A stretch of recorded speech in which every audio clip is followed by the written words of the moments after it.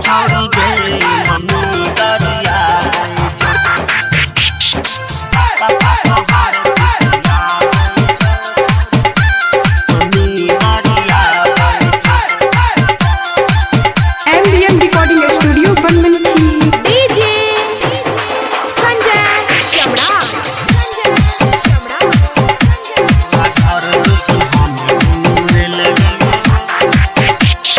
तोरा घर दुसुन हमें घूरे लगलियो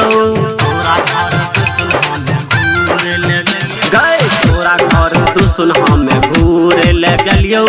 तोरा सगे जान हमें मिले लगलियो सुन पापा तोहर खिसिया बैचो छौरी गे मम्मी गरिया बैचो छौरी गे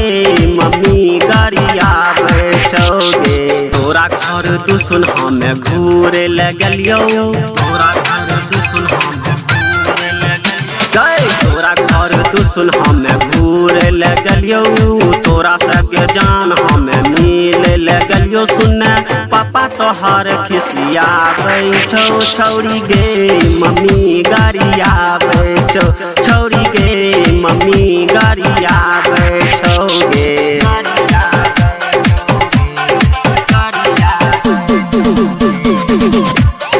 MDM recording studio Banmankhi. DJ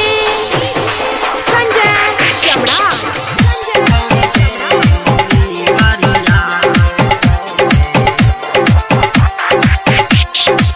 कहे छो बाप घूरेला नया नया गई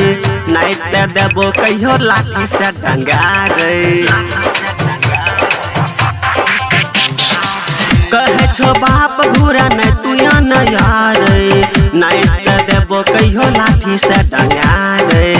नहीं ते देबो कहियो लाठी से डंगा गई अब तोरा सगे हम भेंट नहीं गे करबो नहर पे गे जान इंतजार नहीं गे करबो सुनने भैया तोहर खिसिया बैचो छौरी गे मम्मी गरिया बैचो छौरी गे मम्मी गरिया बैचो गे छौरी गे मम्मी गरिया बैचो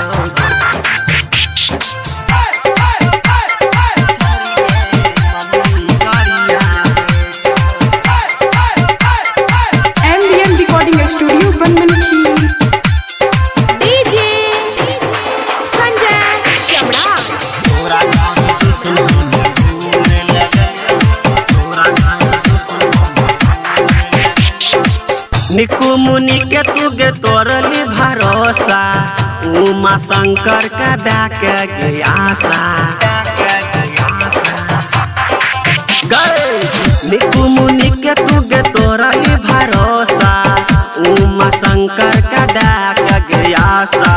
मिले के टाइम धक्का मिले न तू अली अब सुन तोरा हम मिलन गए बहू नहर पे गे कहियो भेंट करे न बहू भैया तोहर खिसिया बैछो छौरी गे मम्मी गरिया बैछो छौरी गे मम्मी खिसिया बैछो गे तोरा घर दुसुन हमें घूरे लगलियो गए तोरा घर दुसुन हमें घूरे लगलियो तोरा सग जान हमें मिले लगलियो सुन पापा तोहर खिसिया बैचो छौरी गे मम्मी गरिया बैचो छौरी गे मम्मी गरिया बैचो गे अच्छा।